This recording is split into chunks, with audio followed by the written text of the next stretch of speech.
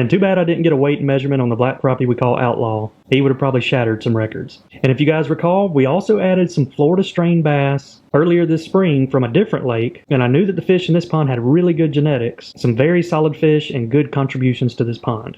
But now I want to start taking a look at some of the fish that we caught multiple times and seeing if we can get a clearer picture of the pond management over the full 2 years. And as you'll see with most of these fish, that first year they're always at or near 100%. But I want you to pay attention to jaws right there in November of 23.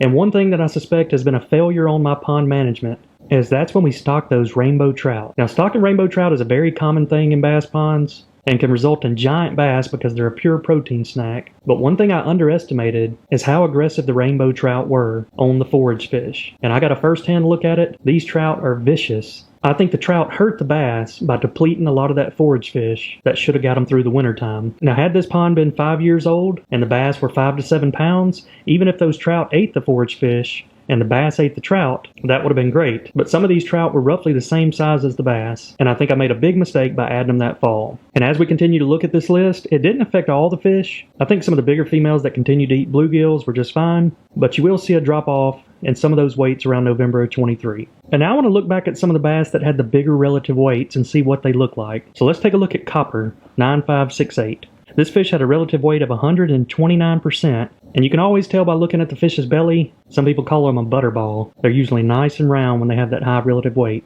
So here we have another fish that's been consistently high, and that's Poseidon. And here's a look one of the last times I caught her, the big bulging eyeballs, and just a nice healthy fish, weighing 3.63 pounds in less than 2 years. That's a good growth rate. So overall, looking at these spreadsheets and relative weights, I feel like we've been pretty successful, and I'm happy to see a lot of these numbers. But I saved the best fish for last, and the one with the biggest relative weight overall is a fish we named the goat.